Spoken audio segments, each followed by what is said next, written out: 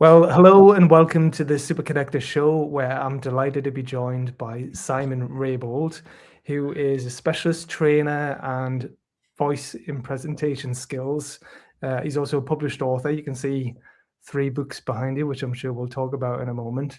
But he's also known as presentation genius in certain channels. Sorry, I can't even get the words out. How ironic, talking to someone who's a voice coach and a presentation genius. How you doing, Simon? I'm all right.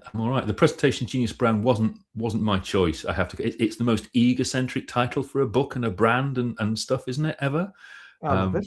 It's But memorable. See, I remember it, and yeah, absolutely. It was the publishers came to me and went, "We're launching a brand which is kind of the opposite of so and so for dummies."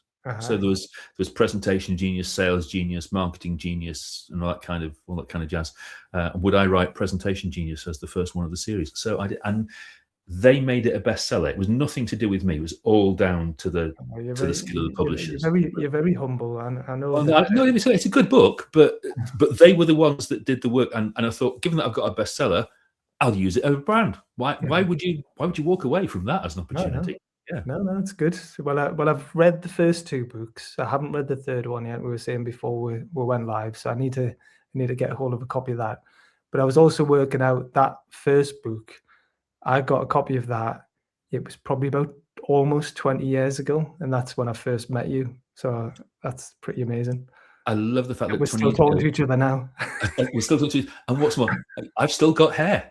Well, yeah. Well, I think I had a bit more hair then, but not a lot. But yeah, no, yeah, you haven't. I'm still quite young for looking, I think. Hopefully, yeah. Although I haven't had a shave.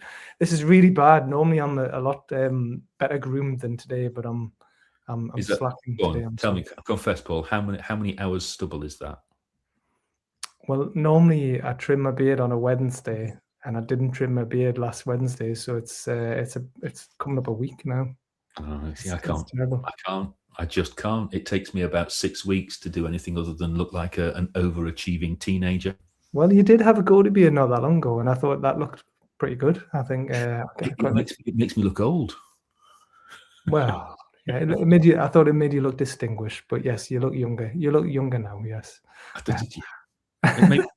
So yes, so this is good chat for the listeners, but yeah, so it's about 20 years ago when I first met you. So I was working at the time for a not-for-profit social enterprise, and they were putting me on various different training courses. So I remember going along to that because I hadn't had any training or any experience really of giving presentations until then. In a work capacity, so I came along and I did really enjoy the training that you delivered. And we were just saying before, it was you got people lying on the floor and breathing exercises and all kinds of stuff. And your book very useful as well. So I learned a lot from that. And since then, I've obviously gone on to host lots of events and do lots of I've been to some of them. Yeah. I'm not saying I'm an amazing presenter, and you have given me some one-to-one coaching as well, which was helpful as well, because, as you rightly said, and I am aware, I am quite softly spoken, and part of which is a good thing if you want to make people feel included and welcome, but it doesn't necessarily get across that you're in charge. So do you want to talk a little bit about that? Sometimes doesn't carry to the back of the room with authority. Yeah. Yeah, and I know sometimes I struggle to project my voice over a long distance, which is why I'm doing these podcasts, I suppose, and these videos, because people have to listen to my voice in this.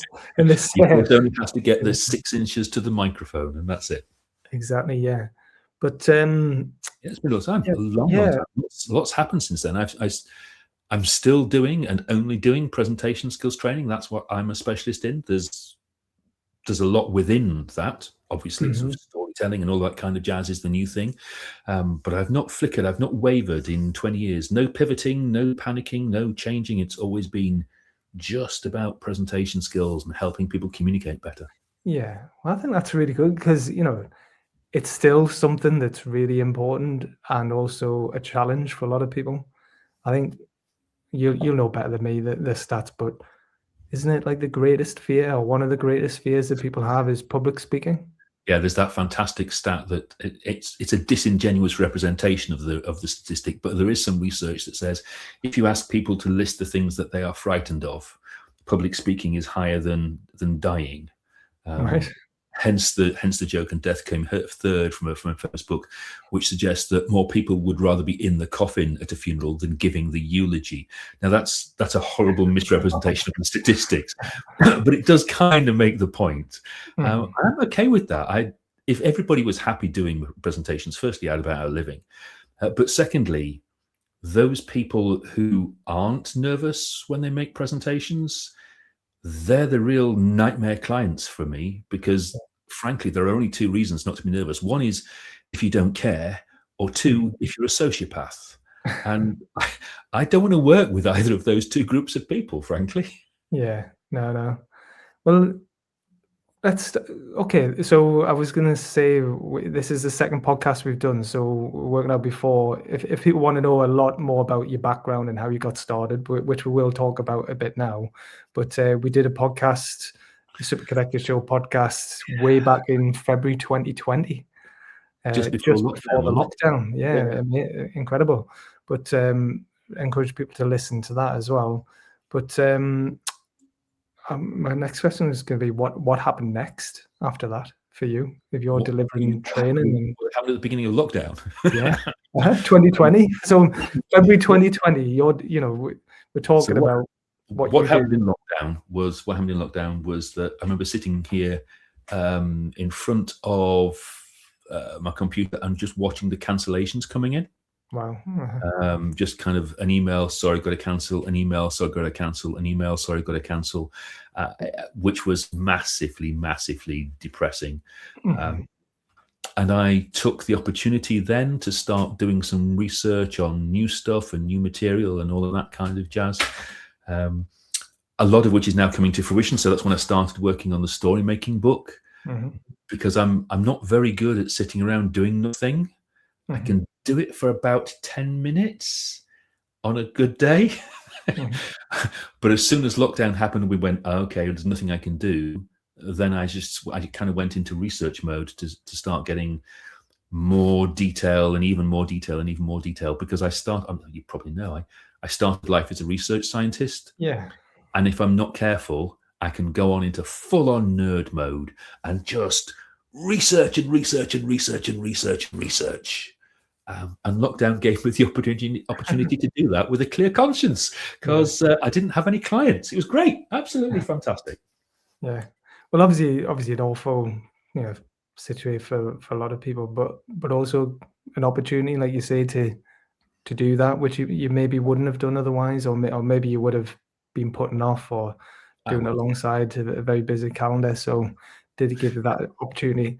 I think at the end of the podcast we do talk about how you were in the beginning stages of pulling a new book together. So maybe you're just thinking about it back then. I'm not sure, but then lockdown gave you the... I struggled to remember what I did last week. So asking me to remember what I did 5 years ago is that's why I've got a diary and I've got staff. It's because they know what I'm talking about, and I haven't the faintest idea. But it was pretty weird. And then after lockdown, it took a long time for people to start going back to face-to-face stuff. And I can do online training, and I do online training, and I do it really rather well. I've got some glorious software that allows me to do some very cool things online, but it's never quite the same. It's not got quite the same buzz. It's not got quite the same flexibility. So, for example, on a face-to-face training, if somebody asks a question and everybody else in the room goes, oh, yeah, that's good, then I can go down that route much more easily than I can if I'm doing it down the wire. If I'm doing it to camera, I've got some flexibility, but not as much flexibility. So I'm going to give you an example. I was doing some training last week. I did about 10 minutes on a couple of nerve control techniques.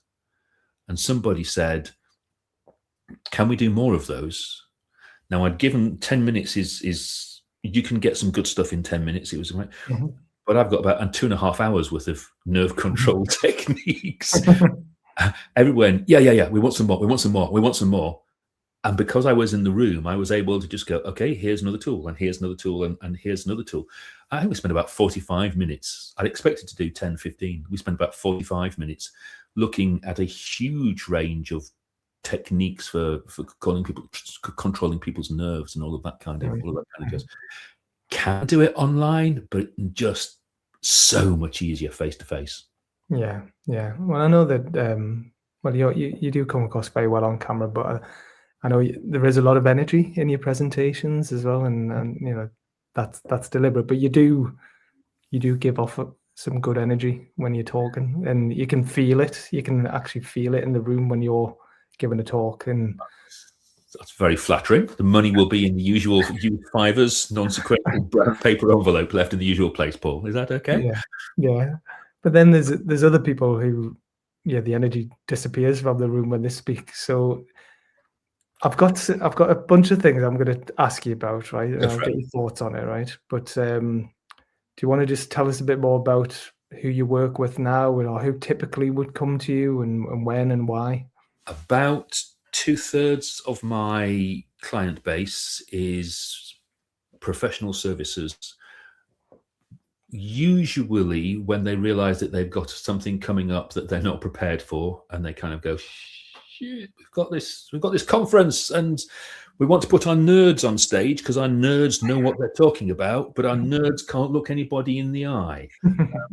Can you get our nerds customer facing? That kind of thing. So the biggest clients, Dell Computers, Renault Finance, that kind of thing.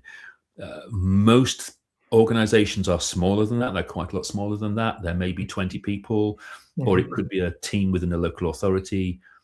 And I tend to go in, and my typical way of working is to do a day's work where you go, here are the principles of making cracking presentations. Go away and practice them. Design yourself a presentation, and I will give them unlimited free support for a couple of weeks while they do that. They just email me with, does this work? Does that work? Does as much as they like for a couple of weeks, and then we'll go back and we'll put those new presentations on the floor and critique those new presentations. And we find that everybody learns from each other almost as much as they learn from me on those days. And you can occasionally see the first person goes up and there's a comment that goes, yeah, but Simon said such and such. The penny drops. You go, oh yeah, we shouldn't have done that. And then if you look carefully, you can see other people surreptitiously changing their slides for later on the day, so that they don't make the same mistake. It's huge fun.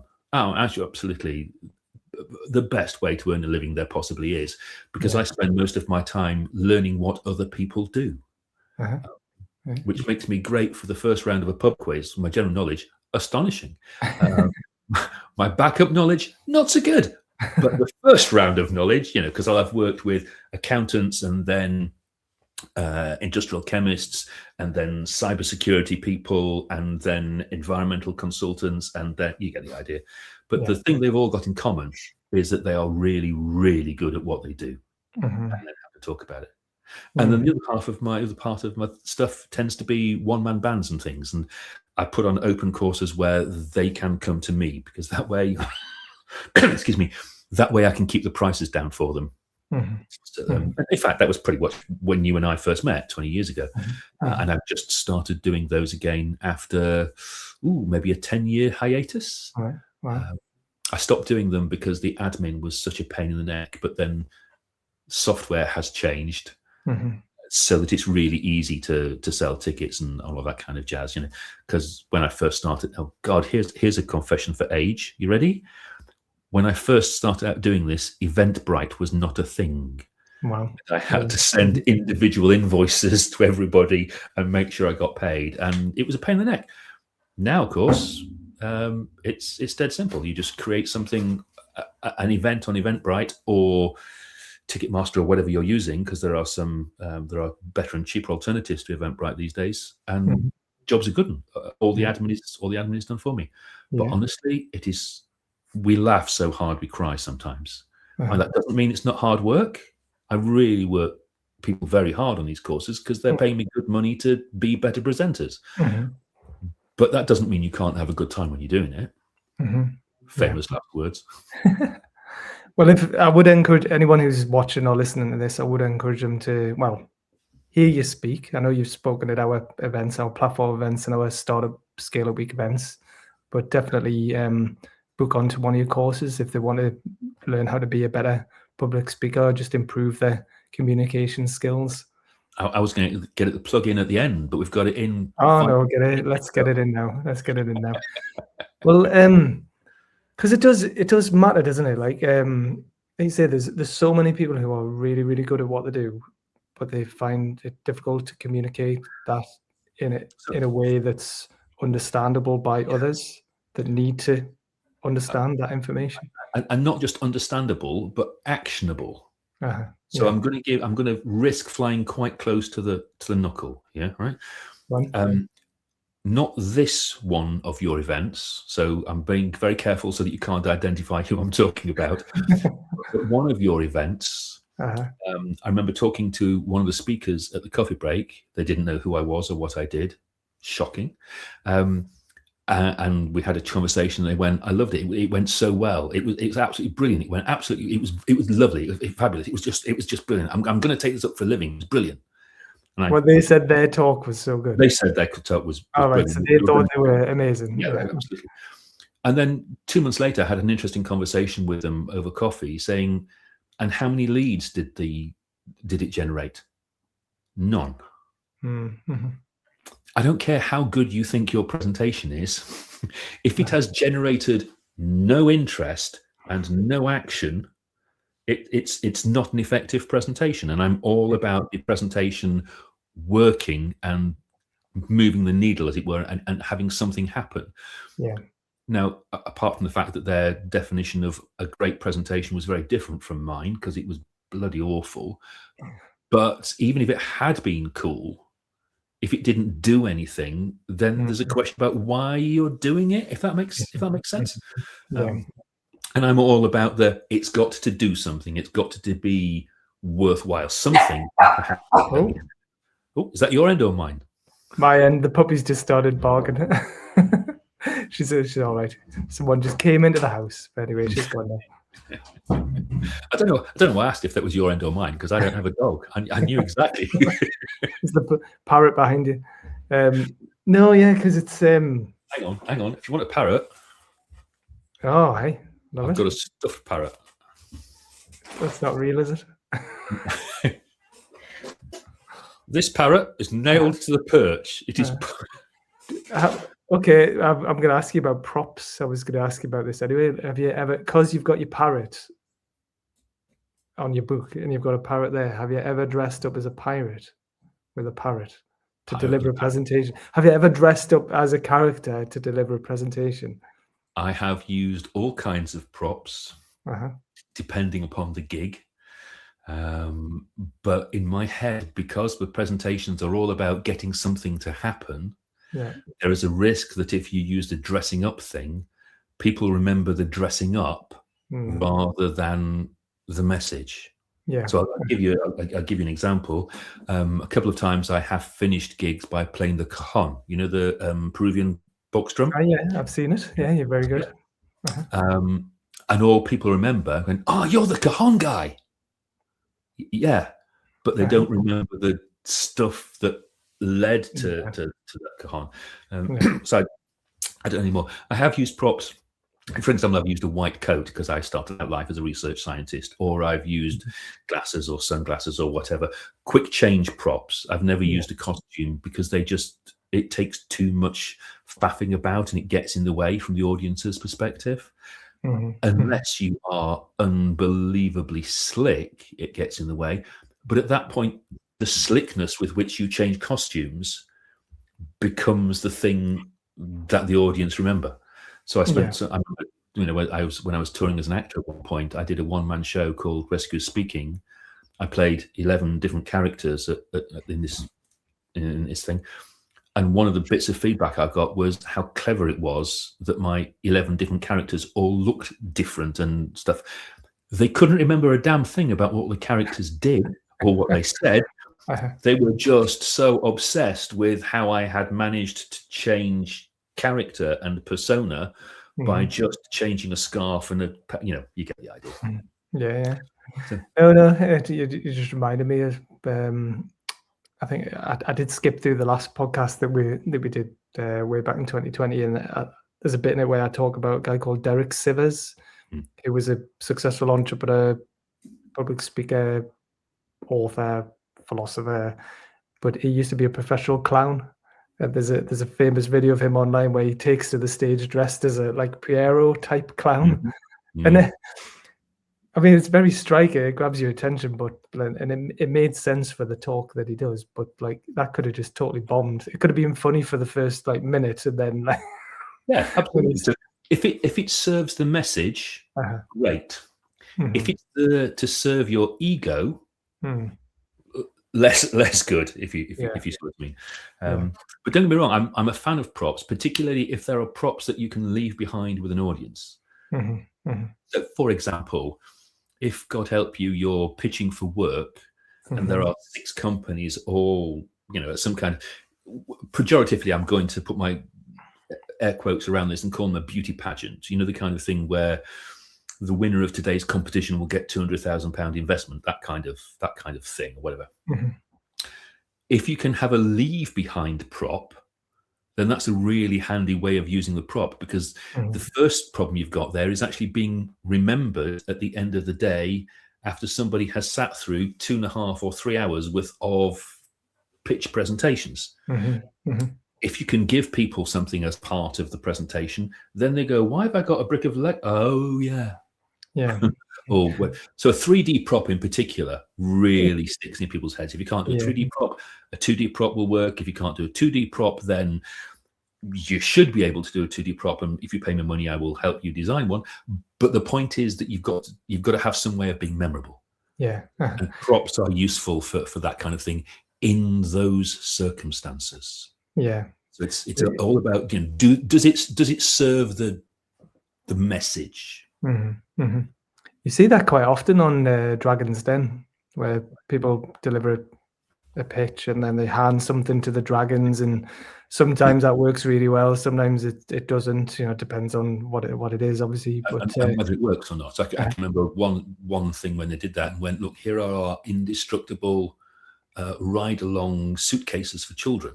One of the dragons sat on it and it broke. It's no longer indestructible at that point, and all of your credibility goes. But there's a reason they do that. It's because they know they've got to stand out. I should point out that nothing about Dragon's Den is real. Not even, sorry, I'm going to disillusion you, Paul. Not even the elevator, not even the lift on the way out. None of that is real. Sorry about that. Do you ever watch Dragon's Den? Do you ever, just for research, or do you ever watch it? Or some of the better ones, do you ever watch it now? I end up screaming at the television. I did the same with The Apprentice. I end up kind of, because there's a presentation thing in The Apprentice. I'm going to swear, so brace yourself. My usual comment is, for fuck's sake, how?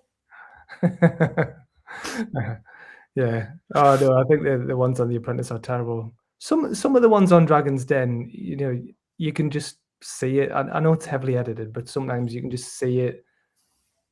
They're just well put together, some of them, and they get the response, because the response is the dragons want to invest in them more. Or that's whether it happens in real life or not is. Talk very much about designing your presentation backwards. So the first thing that I will always ask people is, what do you want to happen at the end of this presentation? And in Dragon's Den, it's very easy. I want them to invest. Okay, what do you need to do in order to get them to trust you to invest? And you work backwards with a series of questions like that. In other circumstances, it's not quite so easy. So I want them to adopt this new health and safety policy, or whatever. I want to generate leads, whatever it happens to be. Okay, what would you have to do to generate leads? What would you have to do to mean that they adopted the new health and safety policy? What would you have to do to? And as soon as you can answer that question, the presentation design becomes relatively easy. It becomes a technical exercise at that point, going, does this make it more likely they will invest? Yeah. Does it make it more likely they will buy my stuff? Does it make more likely that they will whatever? So here's a really silly example. It's a really, really silly example. You know, at the end of most presentations, there's that kind of the slide that says, so if you want to know more, get in touch. Bye. Which is just limp and pathetic and doesn't work for dozens and dozens and dozens of reasons. But one of the reasons it doesn't work is because they put every possible way of connecting with them on the slide. An email address, a smoke signal, a phone number, a second email address, a LinkedIn profile, whatever, right? There's a shed load of research that says that the more choices you give people, the more likely it is that they will take none of the above as their response. So this one simple thing you can do in your presentations is, what do I want to do? I want them to download this PDF document, for example. Okay, instead of giving them 16 different options, just give them a bloody QR code that links to the PDF document. And at that point, their choice is their choice is, do I want it or not? Their choice is not, do I want it or not? And if I want it, do I want to get it this way, this way, this way, this way, this way, this way, this way, this way? Okay, you get the idea. Yeah. So you just start asking questions, and pretty soon the design falls out of the skies, as it were. Yeah. I've just seen someone just commented here going, I did not expect to see a parrot today. Yes. The parrot's called Sid, by the way, whoever it is that just commented. The parrot is called Sid, named after my dad. Wow. Yeah. I don't know who's commenting on that. We'll have to go back on that. Yeah, I wasn't expecting to see a parrot today either, but it's Yep. Sid the story parrot. Very good. There he is. I've got I think that's a good point you make on that, because you do see that. I mean, even so, obviously I do platform events, and I've got speakers, lots of speakers all the time, and I choose the speakers. Sometimes people say they want to speak, but usually it's me asking people to speak because I think that they've got something worth talking about, or I've heard them speak before. To be fair, I don't usually give them a great amount of coaching on how to deliver the presentation. Maybe I should do that, Simon. I know you've some of the ones that you've seen recently, you've thought maybe would benefit from a bit of support. There's one I saw recently. If I'd had a sniper rifle, the presentation would have been 10 minutes shorter. Yeah, maybe that's something I should offer in the future. But usually they'll say, "What do you want me to talk about?" And I'm saying, "Well, it's an opportunity for you to introduce yourself, like who you are, what you do, what you offer, and a strong call to action." That's usually what I say to them, right? And usually they're all right. Usually they're pretty good. There's some better than others, obviously, but I don't like to be too prescriptive with what I ask them to do. But definitely the ones who have a strong call to action at the end, where it's just one simple thing to do, where it's maybe scan the QR code to get a free guide that's going to give you something valuable, is quite useful. That usually works if it's something genuinely useful, and it's not just scan this, connect with her, and then I'm going to hit you with a sales pitch straight away and try and flog you everything. I had one of those today. I literally accepted a LinkedIn request, and while I was writing the message that goes, "Great to speak to you. I've not done much on LinkedIn recently, so what was it I did that caught your eye?" While I was writing that message, the sales pitch arrived straight away. Yeah. Well, hang on. I've just got to go. Kyle has just put Sid the parrot. Nice try, Cal. Sid with a Y, SYD. Oh, interesting. Sid with a Y. It's a high class parrot. Yeah. Was it Sydney, or was it just Sid, or was it? Well, my dad and my granddad were called Sid and Sydney, or the other way up. I can't remember what they were called further than that. I've never bothered to find out. But Sid and Sydney were my dad and my granddad. Very good. I'm jumping around a bit here, but we were talking about the previous guest, Jeremy Lee, who's the founder of JLA Speaker Agency. In one of his other podcasts, he's got a dog who I think makes an appearance in the podcast we did, called Sydney. Yeah. And another of his podcasts, he was talking about how he was going to get the dog, and he didn't know whether it was going to be a boy or a girl. So he'd chosen the name Sydney because it could be a boy or a girl. Absolutely. Yeah, or sometimes people call Chris. You kind of go, oh, okay, I'm meeting someone. In fact, I've done it recently. In fact, you and I met recently in Pink Lane. Yeah? And a month ago, I went to see somebody in Pink Lane called Sam. Yeah. Samantha? Samuel? You're expecting one thing, and then it was something else. Oh, I did my usual trick of turn up 45 minutes early, so they had to recognise me. Yeah. So, I mean, we'll touch a bit more about slides. Obviously, like I think a lot of people just try and put too much on their slides, or they just try and say too much. Yeah. So, are you? Yeah. So back to what you're saying, just is it less is more, or is it just about being really clear on what you want to get across? Yeah. So what happens is quite a lot of the time, I see people putting their first brain dump, first draft of their slide deck up on the screen behind them, where what they've done is go, right, I want to talk about this and talk about this and talk about this and talk about this and talk about it. And they just, to remind themselves what they're going to talk about, they just dump it all on the screen in bullet point form and then proceed to read the damned bullet points. The problem with that is that people can read a lot faster than the speaker can speak. So by the time I have read my bullet points, the audience has read for themselves all the bullet points and is sitting there for 20 seconds waiting for me to catch up, getting bored, getting frustrated, stopping concentrating, and all of that kind of jazz. And the reason people do that is because they don't trust themselves to remember what it is that they are going to say. So they bung it on the script.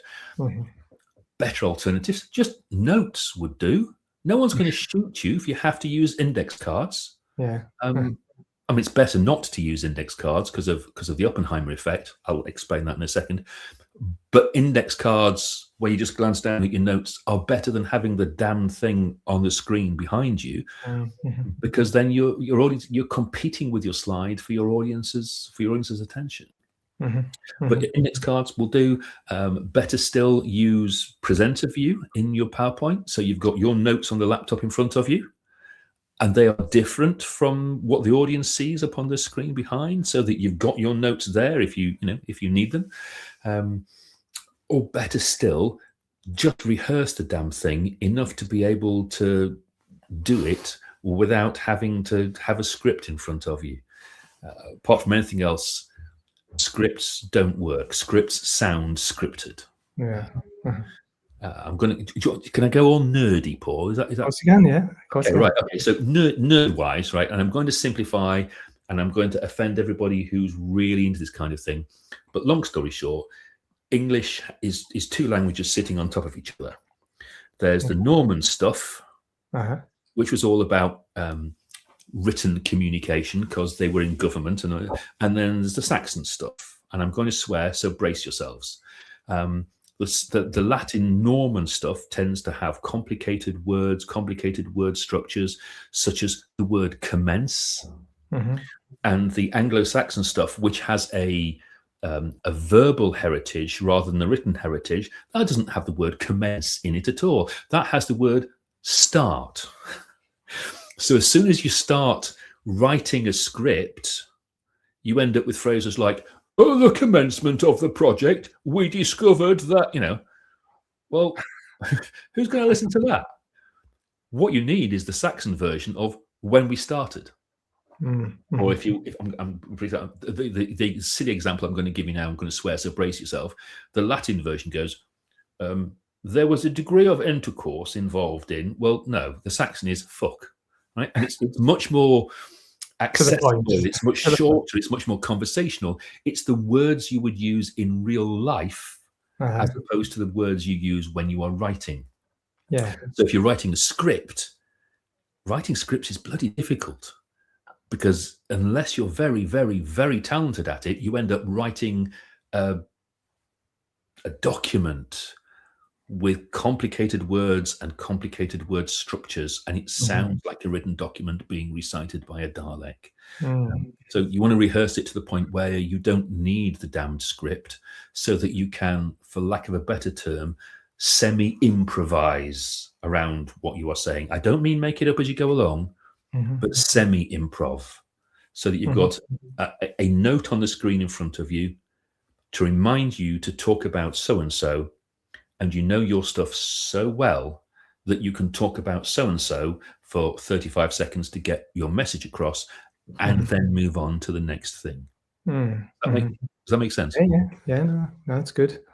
Does that well, that comes with practice. Obviously, if you know your stuff inside out, but then if you know how to talk about your stuff, and you've got experience doing that. So there's certain things that I could just get up and talk about, and I wouldn't have to think too much about it, because I've done it a lot. But something I wouldn't say struggle with. Well, yeah, maybe, or I think I struggle with is because I host a lot of events and I do interviews, but I don't often give a presentation. So if I get asked to do a presentation, it's a new presentation. I have to pull together some new slides because I've not done that before. There's other people who have a talk or a series of talks that they just deliver over and over and over again. So lucky people.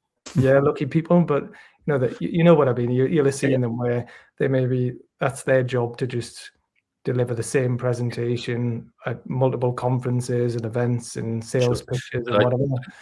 Hats off to them, and I do work with that kind of person if they throw enough money at me. But I much more concentrate and prefer to work with real people who have got to make a presentation rather than want to be a professional speaker. So I'm much more people like you who've kind of gone, oh damn, I've got to pull this presentation together for next Thursday, because the boss wants a report on such and such. No, are you going to ask me how to do that in a short period of time? No. Well, we can talk about it a bit. I've got some other things I've written down. So we'll go through. Right, we've touched on it already about dressing up and props, but I was going to say the importance of clothing, the clothing that you wear. What's your thoughts on that? Right. There is quite a lot of research on this, as you can imagine. Most of it suggests that you should aim for one level of formality above your audience, but match for style. Okay, so the reason I say match for style is to establish a rapport with your audience. So if they're in jeans and t-shirts, you don't want to turn up in a three-piece suit. Okay, it just alienates you.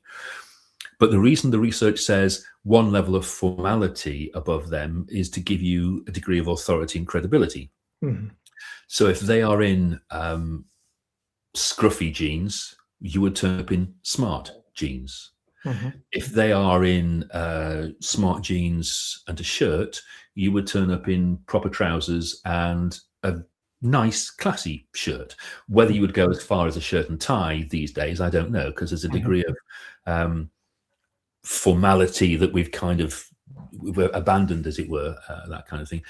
But for the first and only time, I think, in today's conversation, I'm going to give you my personal opinion, which is I recommend, if you don't know your audience, turn up 2 levels of formality above where you expect them to be. Because if you've cooked up and misguessed, you can always come down a level of formality in seconds, whereas you can't go up a level of formality. So for example, if I turned up in a smart shirt and it was too formal, I could roll my sleeves up and it becomes informal. Whereas if I turned up in a t-shirt, I can't suddenly magic a shirt and tie out of nowhere. So match for style, go one level of formal above, and just do the obvious checks about, is it going to clash with your slides? Is it going to clash with the background? Are you camouflaged? So I've seen speakers turn up to speak, not at your event, but at events like it, where they've had a red background and they've been wearing a red dress. Oh shit, it's a floating head. So all of their body language just disappears completely. So just check the obvious things for it. And while we're at it, there is quite a lot of research that says, with one exception, the less you move, the more authoritative you appear.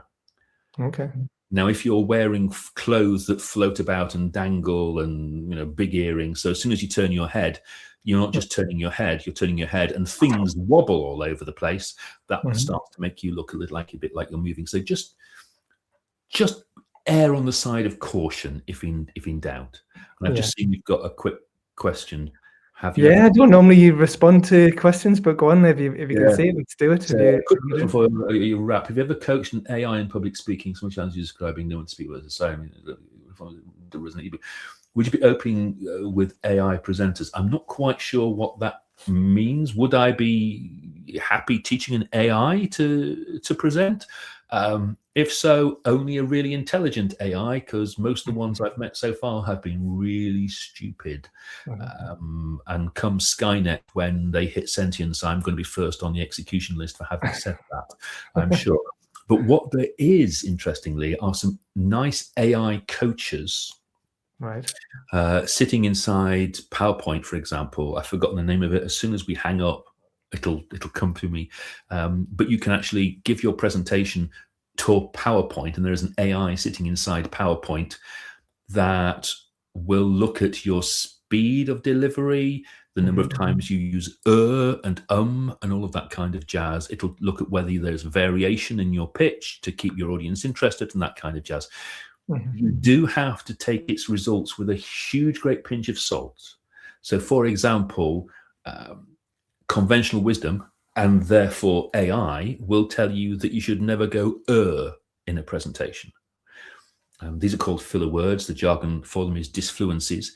Turns out, as soon as you do the research, there is an optimal level of disfluency, which is not 0. So you don't want to get rid of all the because the only person that's got rid of all the is Sid, the performing story parrot. It becomes robotic.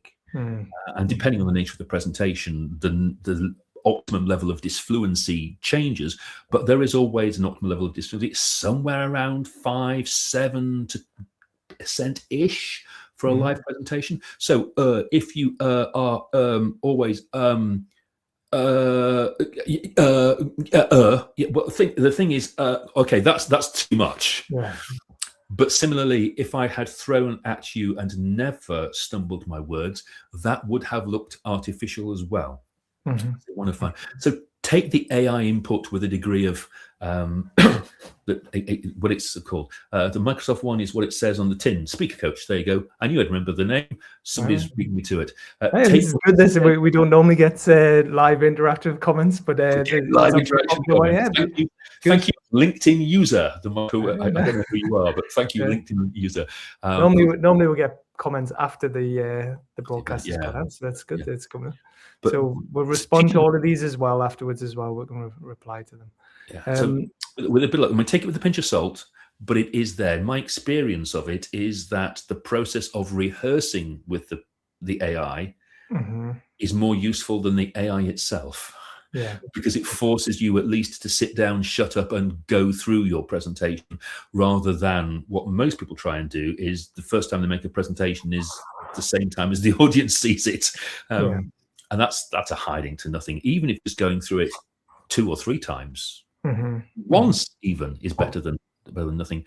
But I do need to throw in at this point, for the love of all you believe to be holy, when you go through your presentation to practice it, do it out loud for 2 reasons. The first is you never make a mistake inside your own head, ever, because you don't stumble over your words in your own head. And the second is you think up to 10 times faster than you speak. So what's a 20-minute presentation in my head is a 200-minute presentation when I put it on the floor in front of an audience, and that's assuming I don't screw anything up. So find somebody, sit them down, make them listen to you. Obviously, pay them unless they are a close family member and have no excuses. Good. That's helpful. So, you mentioned a bit about movement. So I was going to say body language. What's got any thoughts on body language or tips on body language?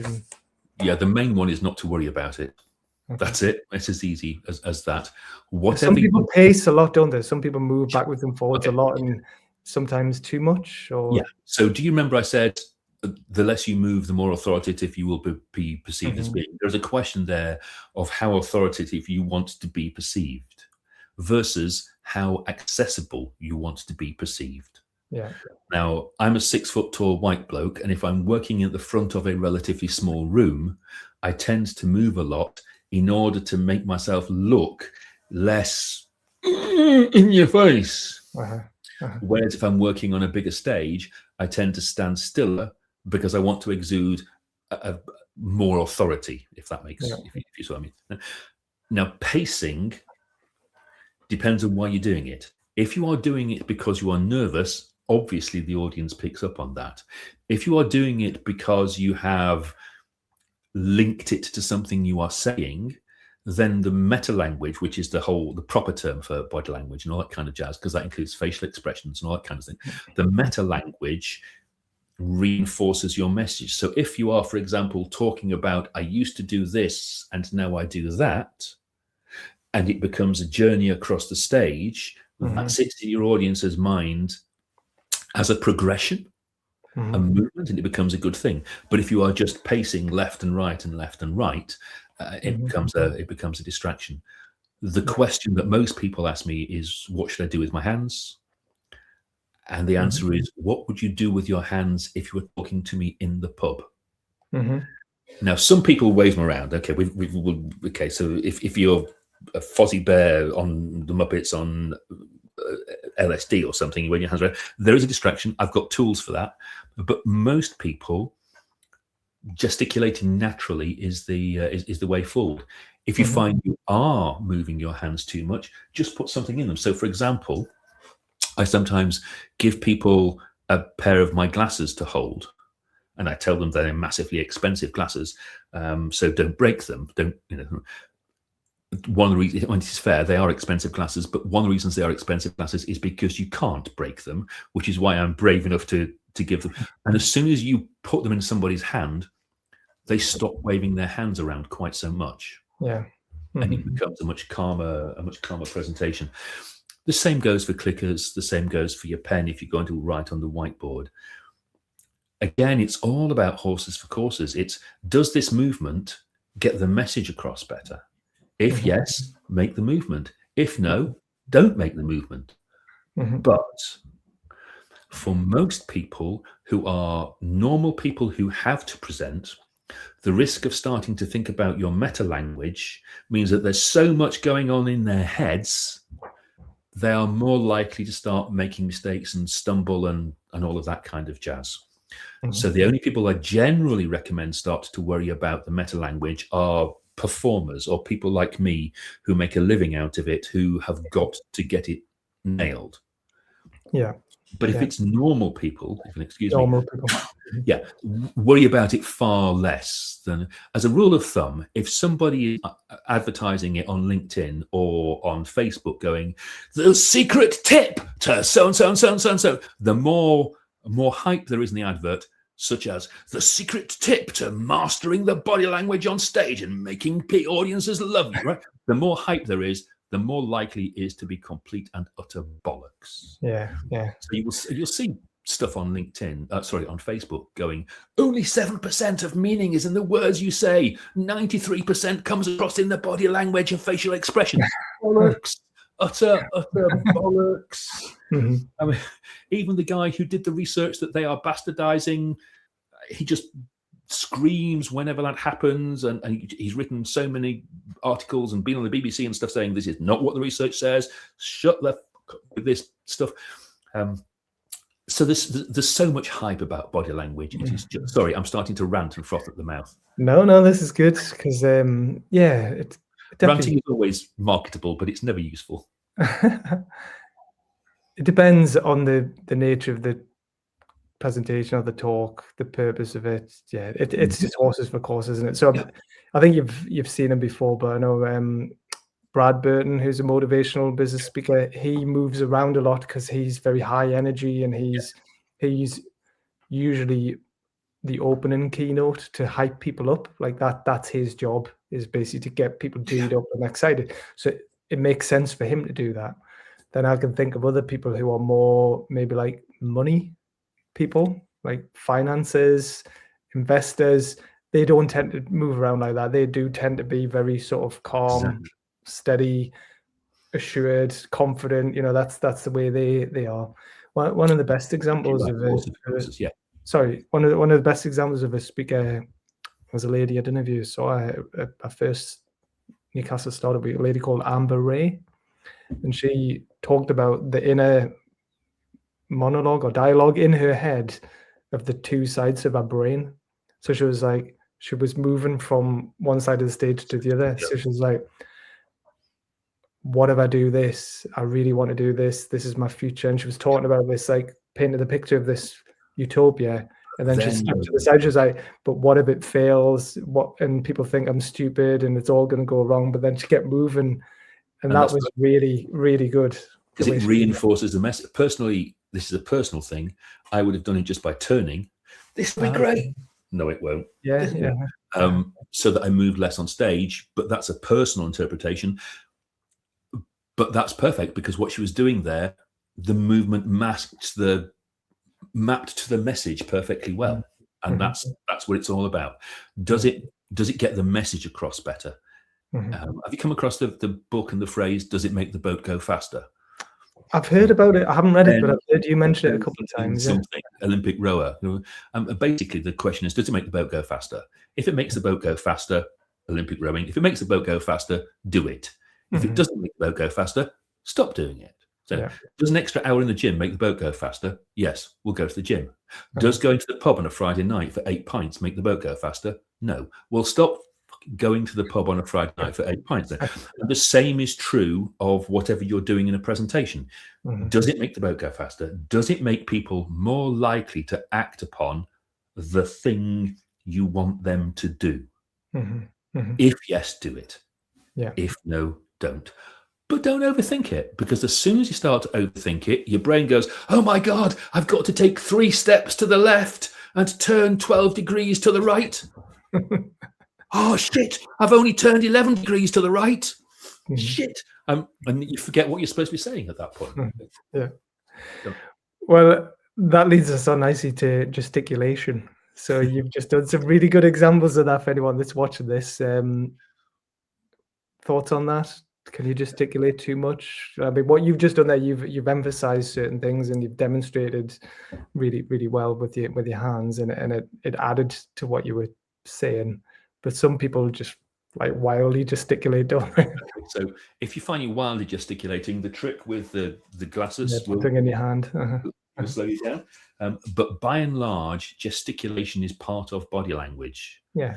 So I don't know if you've ever done this, but you know, when you take a phone call and you do it using earbuds, you gesticulate naturally, even though the other person can't see what your hands are doing, right?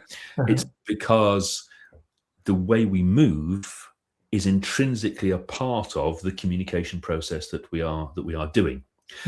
So the starting point for what I say for people, and it changes under circumstances, but the starting point is always, what would you do if you were explaining this to your aged aunt or your 12-year-old, and your aged aunt was slightly deaf, not stupid, but just not quite up on the lingo? What would you do? And you can see I'm doing it now. I'm asking a question by going, what would you do? Would you do this, or would you do that, or would you do this?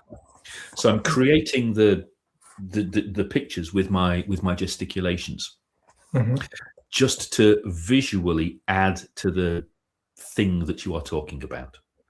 Again, don't overthink it, because the moment you go, oh, I'm supposed to have gesticulated with my left hand. Ah, shit, I accidentally gesticulated with my right hand. It's all gone wrong. As soon as you start thinking at that level, your cognitive load starts to just go up. Your brain starts to explode. All your information dribbles out of your ears. You forget what the hell it is you're supposed to be saying, and you get into this vicious spiral of panic, making more mistakes, making more panic, making more mistakes, making more panic.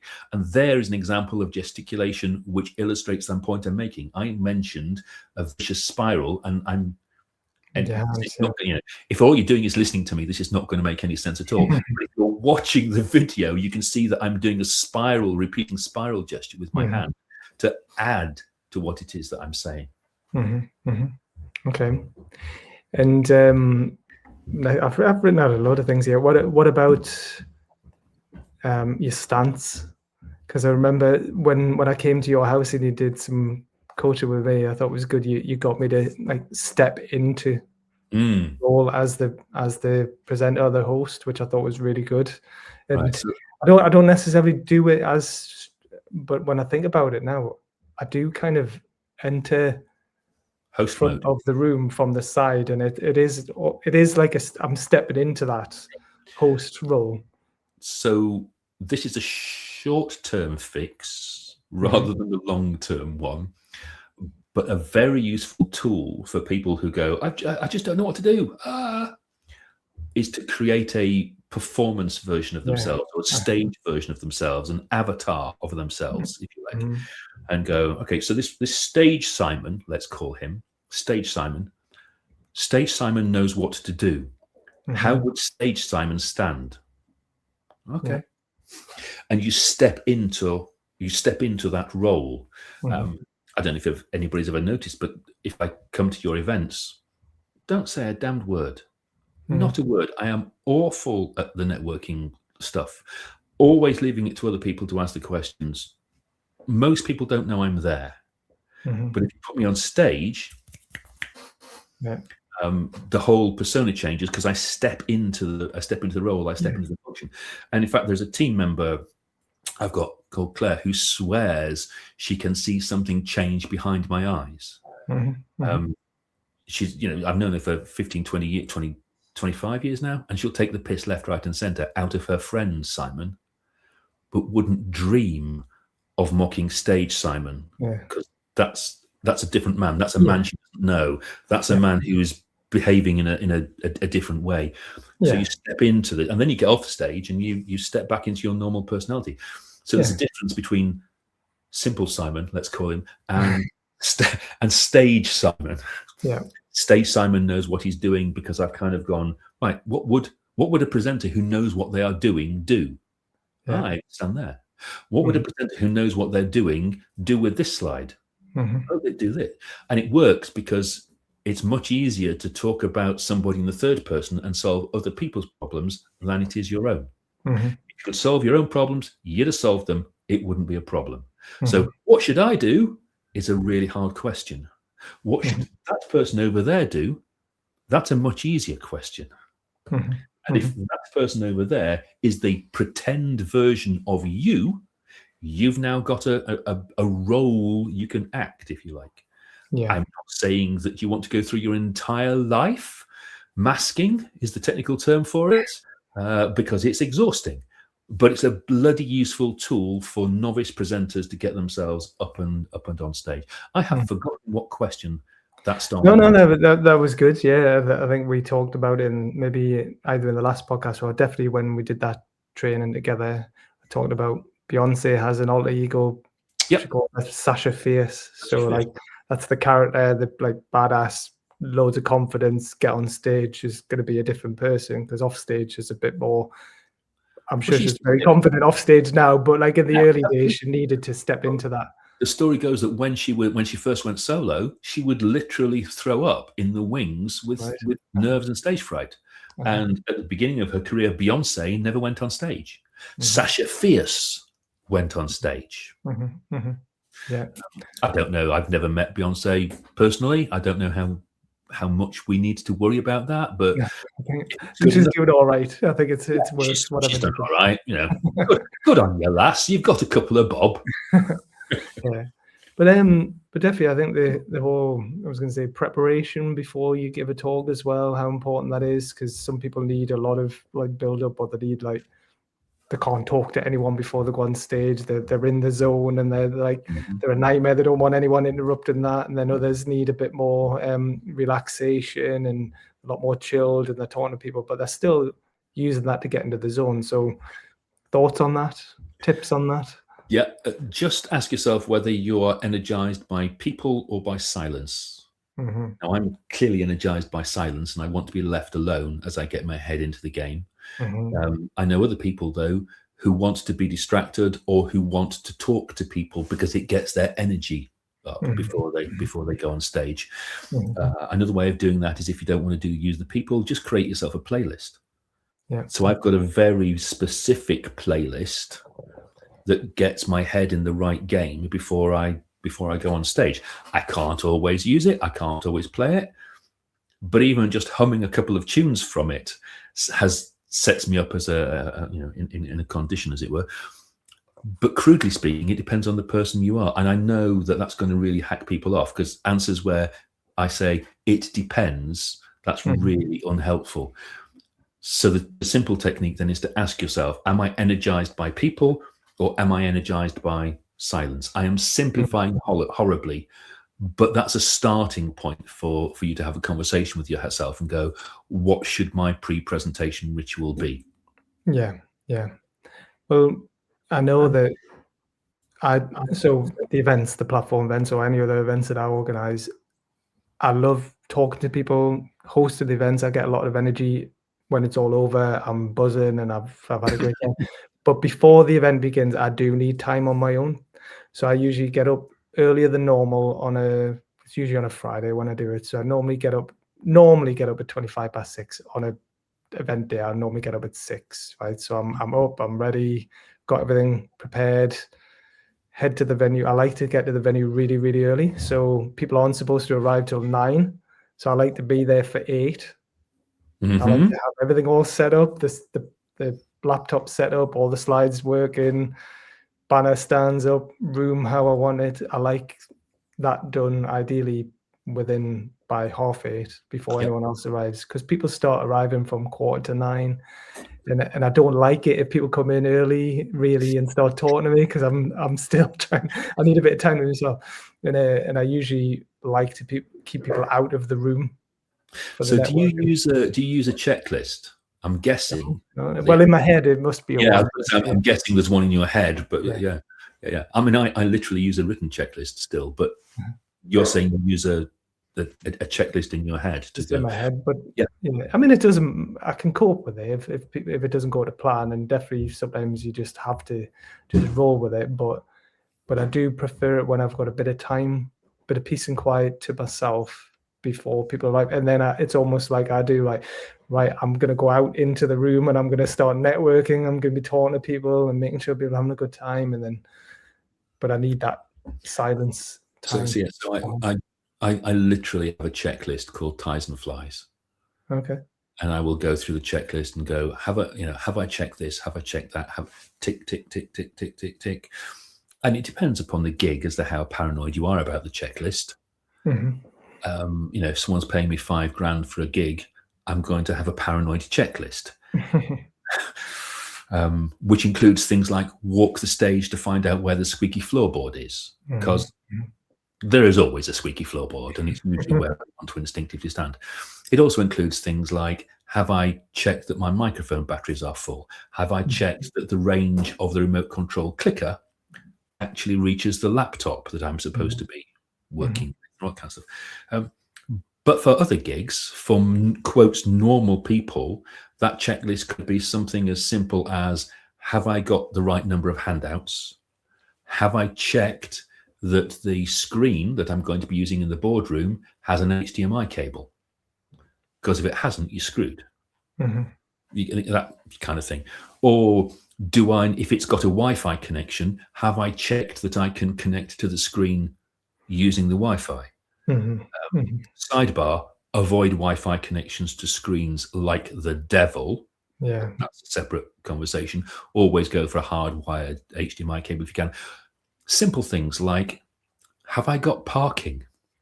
Because Scott's law, you will turn up for an important briefing for the board, and you'll discover that there is no parking at the venue, and you've got to park 2 miles away or half a mile away, and you don't have the right app for the freaking payment thing, and all of a sudden everything's gone to hell and you're all anxious. Just check those things out in advance. It's not difficult. It's all common sense. It's not, none of it is rocket science, but that's why I've got a checklist. And mine said, do I have the phone number of my contact, the mobile phone number? So if I'm lost, I can speak to the person I need to. Have I checked even how I get in through the front door. Because if I'm there at 8:30 for a 10 o'clock gig, you can bet your bottom dollar there will be nobody on reception. Yeah.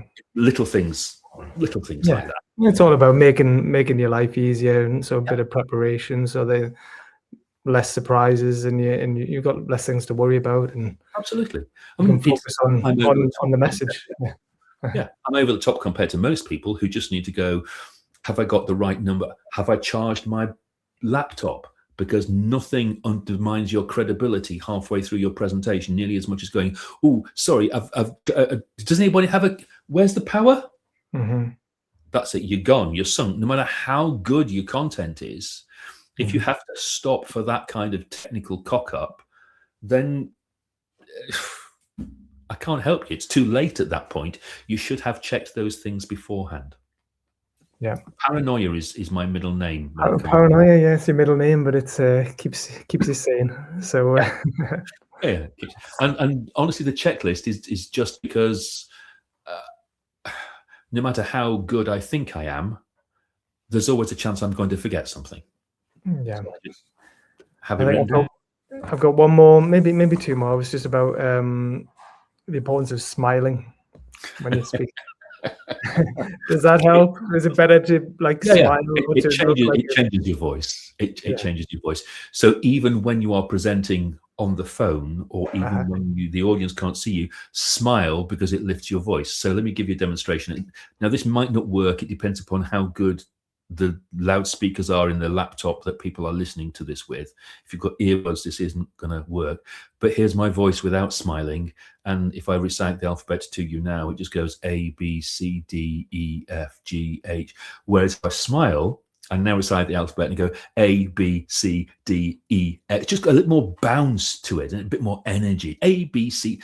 And it is that I'm pronouncing things differently, but I'm pronouncing them differently because I'm smiling. And that changes the way that I do things. Now, there are presentations where smiling is appropriate.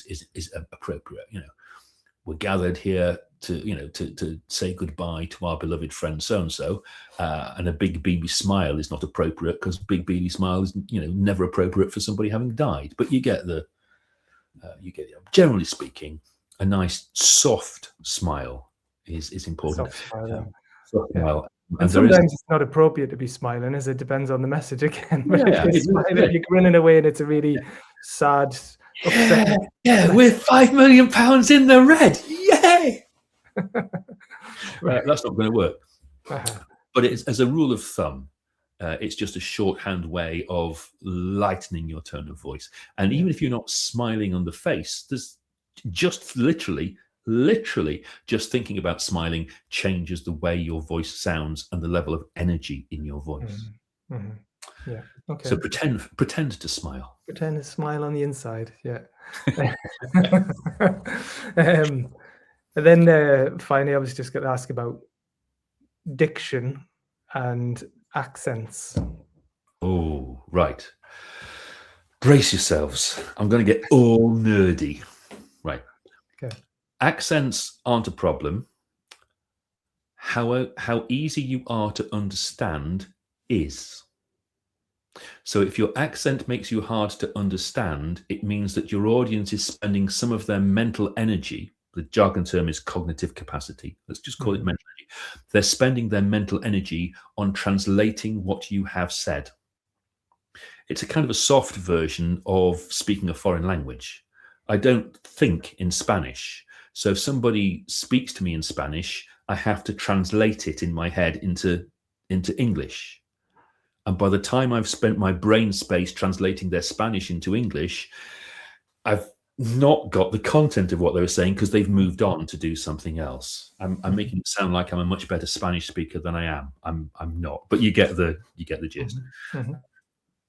But as a simple tool, rather than worrying about your accent, just worry about the clarity of diction. And I'm going to go over the top, right? But do you know Mary Had a Little Lamb?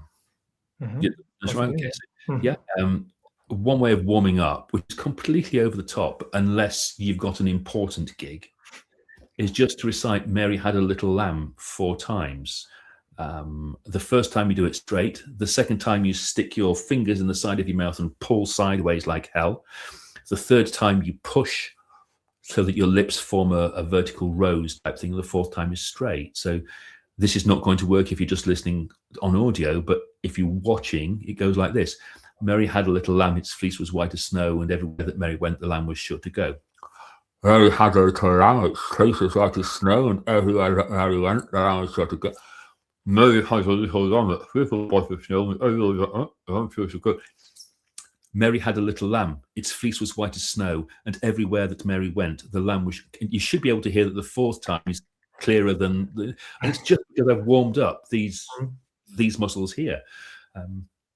If you can't bring yourself to do that, and I don't blame you because you look like a prat, just rub and stretch and yawn, that kind of thing. If you are going to do those exercises, the best time to do them is about 2 or 3 minutes before you go on stage, which coincidentally tends to match in terms of time.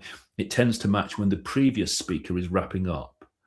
And it does not put them off because they're standing on stage going, so in conclusion, I'd like, and they look at you in the front row and you're going, and pulling funny faces just to put them off.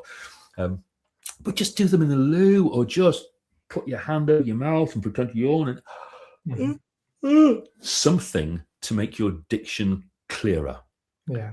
It doesn't matter how, and I don't want to ask anybody to change their accent because their accent is part of their cultural heritage, and that's not up to me to change that. If they want to change it, they can change it. If they don't want to change it, they shouldn't. I'm not asking anybody to change their accent. I am suggesting that sometimes we need to be a little bit more clear in how we speak, particularly if you're using a microphone in a big echoey room, and particularly excuse me, particularly if you are speaking to people who don't know you. I'm going to turn my microphone off and cough for a sec. There you go. Particularly if they don't know you, so they can't compensate for your accent. It's not an accent thing, it's a clarity of diction thing. The original research for this way back started in the States, where they split students up randomly into 2 groups. And one group had a set of lectures as normal, and another group had a set of lectures from a lecturer who had a strong Mexican accent. Same lectures, same slides, same gestures. Everything is the same. When it comes to the exams, the students who had the lecturer with a Mexican accent did not do nearly as well as the students who had the lecturer who had no accent. Turns out the guy with the Mexican accent, he was the professor, and the guy with no accent, he was just an actor whose only skill was copying the gestures and slides and things of the other guy.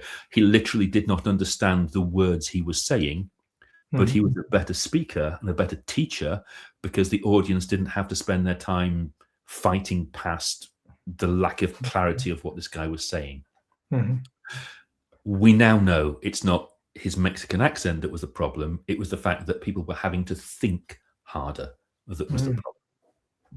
I've really rushed an explanation of that. No, this is all really valuable insight because, well, I'm going to encourage everyone who wants to speak at our events to listen to this or watch this, but it's a good reminder for me as well, because some of it I know from what we've spoken about before, but others I didn't or I've forgotten. So it's a really good reminder for me as well, because I definitely don't do warm-ups or anything like that, but sometimes I sing in the car on the way to the and that. Can I ask what? It just depends. I just have not a random playlist, but no, I don't have anything in particular. But maybe I do need a song to belt out on the way there. Pick one. Okay, I'll pick one. Pick the walk-on music. Go on. Here's a question for you, Paul. If you had to have walk-on music, what would it be? Hey. Well, I did get asked for walk-on music in the past. I've got two. Depends how I'm feeling. One is Root Down by the Beastie Boys. Okay. Which is just a really funky bass line, just a very cool hip hop song. Just it's quite exciting, but not very well known. And then the other one is oh bloody hell, what's it called? Pump Up the Jam. Okay, yeah. By Technotronic. Like that's just I just love that song. Like that song, when I first heard that, I think I was 11 when that came out, right? And that song changed my life. I was just like, this is it. This is the music I want to listen to. And I became a DJ, producer, club promoter, had my own label. And that was the first song that really, and even now it still excites me when I listen to that song. And that's a great way of dealing with the nerves and getting your head in the game for a speaking gig, is to listen to something that takes you to a place where you are comfortable and happy. You don't have to play it to the audience. Sometimes, often, that will help because it raises the energy of the people in the room. Yeah. So if they're sitting in an empty room, an empty auditorium, they tend to start to whisper to each other and the energy goes down. Whereas if there's background music, they start to relax a little bit, which is why people play background music in restaurants and things. But so you don't have to play your walk-on music to people, but play something to boost your audience, and then play your walk-on music to boost yourself. Mine is from series 10 of Doctor Who. Is it a bit of, is it instrumental or is it? Mine is instrumental. It's called "I Am the Doctor," and it's the bit they play in Doctor Who whenever he's about to do something astonishingly clever and save the universe. Yeah.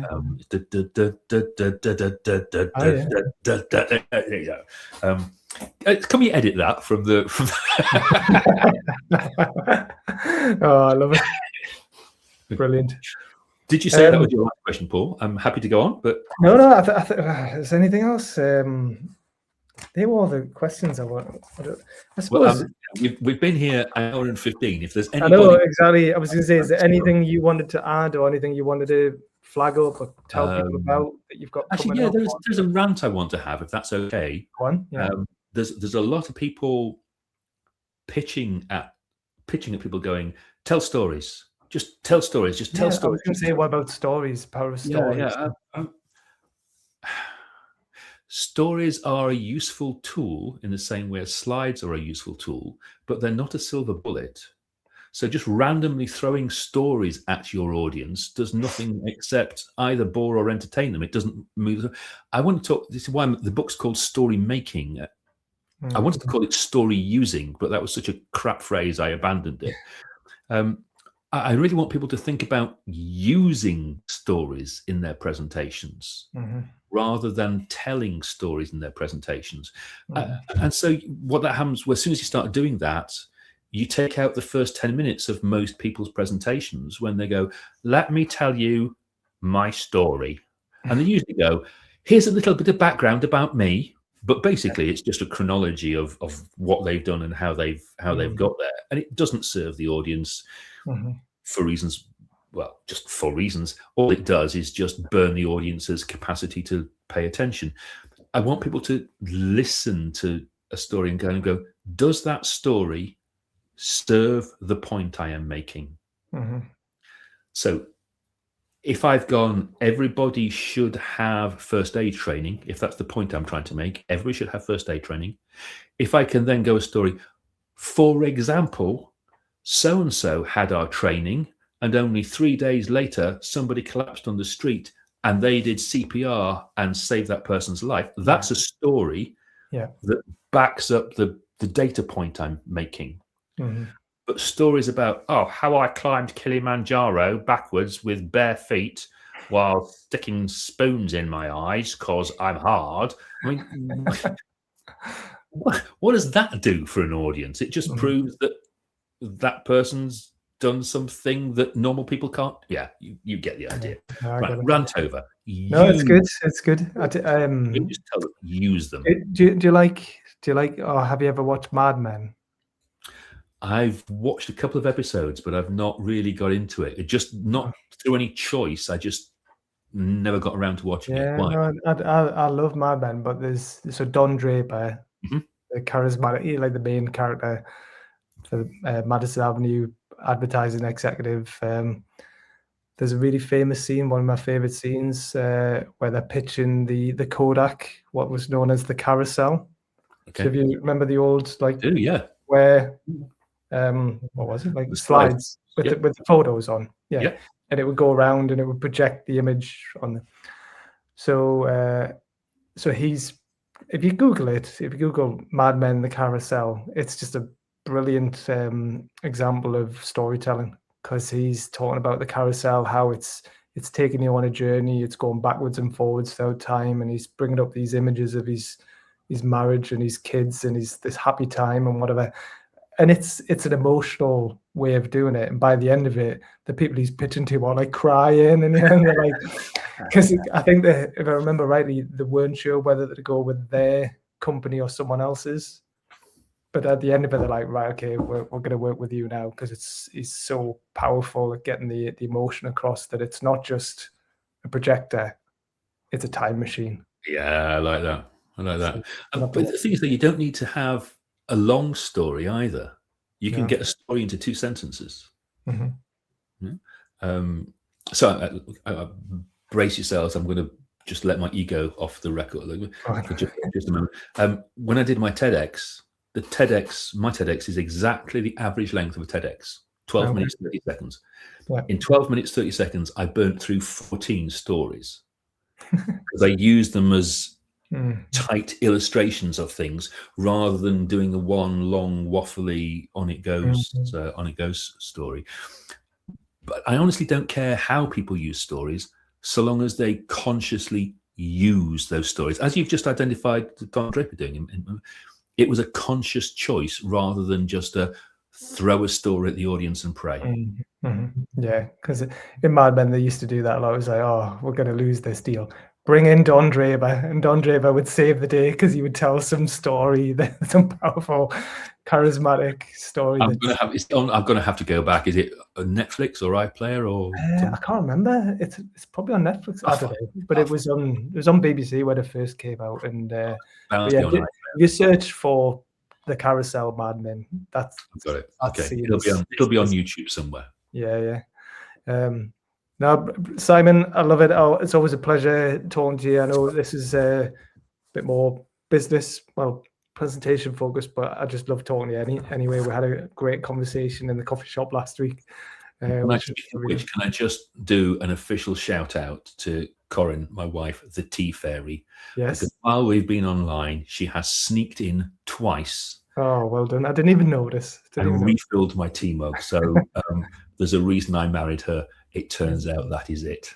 Well, behind every great presenter is a great woman. Great partner. Provide the tea. Right.